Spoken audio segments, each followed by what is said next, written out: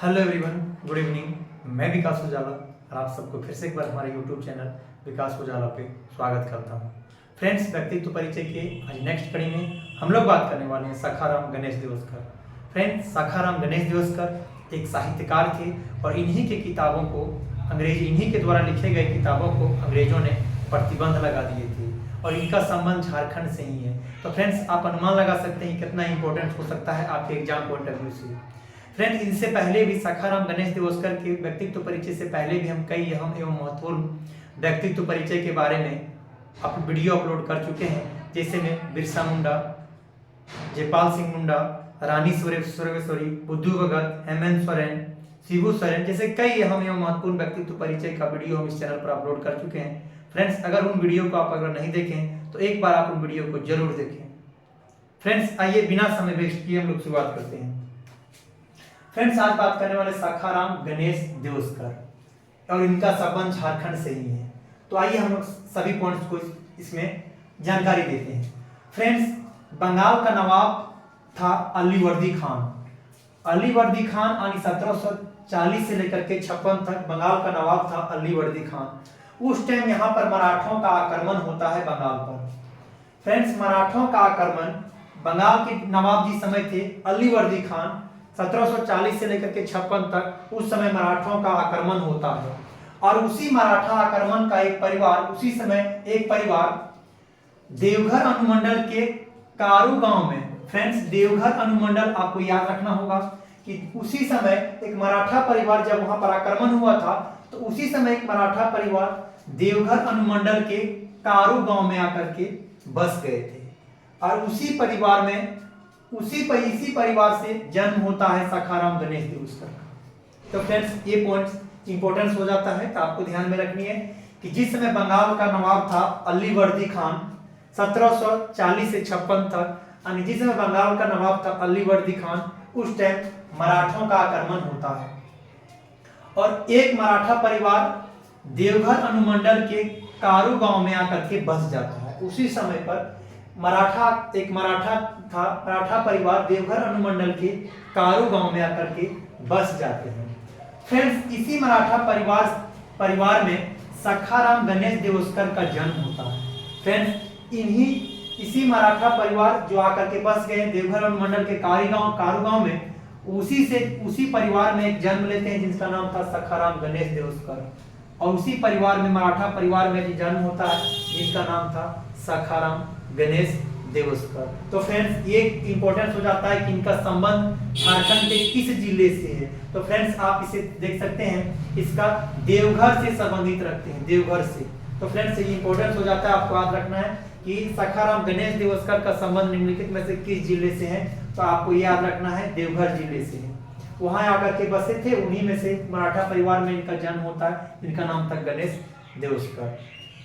Friends, दिवसकर एक प्रतिभाशाली, विद्वान एवं देशभक्त भी थे। फ्रेंड्स, दिवसकर जो थे एक प्रतिभाशाली थे, विद्वान थे एवं देशभक्त भी थे। देशभक्ति उनके जिहान में थे। तो ये भी पॉइंट्स आपको याद रखना है। फ्रेंड्स, वे बंगाली भाषा में कई पुस्तकें लिखे हैं। फ्रेंड्स, सखाराम गणेश दिवसकर एक साहित्यकार थे और वे बंगाली भाषा में लिखते थे। ये भी पॉइंट फ्रेंड्स आपको याद रखना होगा कि किस भाषा में उनके द्वारा किताब लिखी गई थी। तो बंगाली भाषा में कई पुस्तकें उन्होंने लिखे, जिनमें से थे दशेर कथा और तिलकेर मुकदमा। फ्रेंड्स, दशेर कथा और तिलकेर मुकदमा ये दोनों किस भाषा में लिखा गया है? तो बंगाली भाषा में लिखा गया है। फ्रेंड्स, दशेर कथा और तिलकेर मुकदमा ये दोनों का दोनों जो लिखा गया है वह बंगाली भाषा में लिखा गया है। ये भी इंपॉर्टेंस है। और किनके द्वारा लिखा गया है? तो दशेर कथा और तिलकेर मुकदमा। फ्रेंड्स, अगर आप झारखंड का सेट प्रैक्टिस करते होंगे तो ये जरूर कहीं ना कहीं दशेर कथा आया होगा। इनका लेखक कौन है? दशेर कथा। इसका कौन नाम क्या है? तो इनका नाम है गणेश दिवसकर। फ्रेंड्स, सखाराम गणेश दिवसकर का ही किताब है दशेर कथा। उसके बाद फ्रेंड्स, दशेर कथा का प्रकाशन फ्रेंड्स 1904 ईस्वी में हुआ था। दशेर कथा जो सखाराम गणेश दिवसकर के द्वारा लिखा गया था, इनका प्रकाशन हुआ था फ्रेंड्स 1904 ईस्वी में। और अंग्रेजी सरकार के द्वारा इस पर प्रतिबंध कब लगा दिया जाता है फ्रेंड्स? देखते हैं तो 1910 ईस्वी में 1904 ईस्वी में फ्रेंड्स 1904 ईस्वी में इसका प्रकाशन होता है। सखाराम फ्रेंड्स दशेर कथा जो बुक है उसका प्रकाशन 1904 में होता है और अंग्रेज इस पर प्रतिबंध कब लगा देते हैं तो 1910 ईस्वी में इनका प्रतिबंध लगा देते हैं अंग्रेजों के द्वारा। तो फ्रेंड्स ये अंग्रेजों के द्वारा प्रतिबंध लगाने का कारण था कि अंग्रेजों के प्रति अंग्रेज शासन के प्रति इनका ये बुक जो लिखा था उन पर अंग्रेजों पर इनको आघात पहुंच रहा था। इसी वजह से अंग्रेजों ने इनकी किताबों को प्रतिबंध लगा दिए थे। ये देशभक्ति लिख रहे थे, ये देशभक्त थे और देशभक्त थे तो देशभक्ति की बुक लिख रहे थे। तो ये किस भाषा में लिखा गया फ्रेंड्स तो याद रखते हैं तो दशेर कथा जो लिखा गया है जिसका प्रकाशन 1904 ईस्वी में हुआ था, अंग्रेज सरकार ने 1910 ईस्वी में इनको प्रतिबंध लगा दिया गया था। फ्रेंड्स उसके बाद उप संपादक किसका था तो बांग्ला दैनिक हितवादी। फ्रेंड्स बांग्ला दैनिक हितवादी जो है उसका एक उप संपादक भी रहे हैं, उप संपादक भी थे कौन तो सखाराम गणेश देवस्कर। तो बांग्ला दैनिक हितवादी इसका एक उप संपादक भी रहे हैं, इनका नाम है सखाराम गणेश देवस्कर। इनका नाम है सखाराम गणेश देवस्कर। भारतीय क्रांतिकारियों और देशभक्तों का एक गहरी सहानुभूति उनके दिमाग में रहता था। फ्रेंड्स एक भारतीय क्रांतिकारियों और देशभक्तियों का गहरी सहानुभूति सखाराम गणेश देवस्कर रखते थे। फ्रेंड्स इस प्रकार से अगर देखा जाए तो सांस्कृतिक पथ प्रदर्शक भी थे सखाराम गणेश देवस्कर सांस्कृतिक पथ प्रदर्शक भी थे। फ्रेंड्स ये भूपेंद्र नाथ दत्त का आपको भी नाम रखना है। इनके कई शिष्य हुए, सखाराम गणेश देवस्कर के कई शिष्य हुए, उसमें से प्रमुख एगो शिष्य थे जिनका नाम था भूपेंद्र नाथ दत्त। फ्रेंड्स तो ये इंपॉर्टेंट हो जाता है, इनके कई शिष्य थे और कई शिष्यों में से एगो प्रमुख थे भूपेंद्र नाथ दत्त। तो फ्रेंड्स अगर आप सेट लगाते हो तो क्वेश्चन यहाँ से कहाँ से आता है एक बार फिर से देख लेते हैं फ्रेंड्स। तो सखाराम गणेश देवस्कर जिनका संबंध झारखंड से ही है। फ्रेंड्स झारखंड के किस जिले से है ये भी आपसे पूछ सकता है। तो फ्रेंड्स ये पॉइंट आपको विशेष रूप से ध्यान रखनी है कि सखाराम गणेश देवस्कर का संबंध झारखंड के किस जिले से है तो देवघर जिले से है। फ्रेंड्स इसके बाद आपसे ये पूछा जाएगा इनके द्वारा कौन सा बुक लिखा गया था। तो फ्रेंड्स ये दशेर कथा आपको याद रखनी है और इसी बुक को किस भाषा में लिखी गई है तो बंगाली भाषा में लिखी गई है।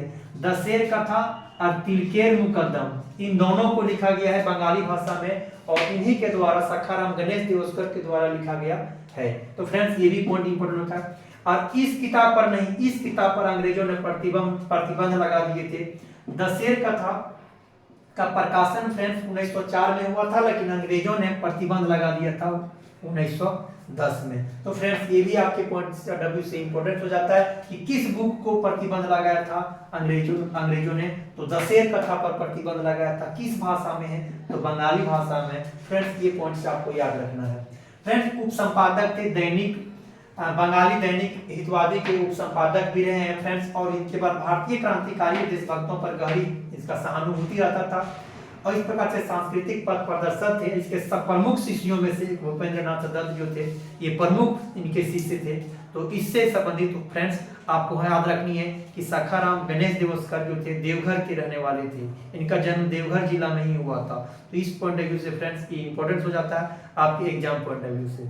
तो फ्रेंड्स इसमें से ये वीडियो आपको कैसा लगा आप जो कमेंट बॉक्स में जरूर बताएंगे और वीडियो में अंत तक बनने के लिए आपको बहुत बहुत धन्यवाद। Okay, thank you.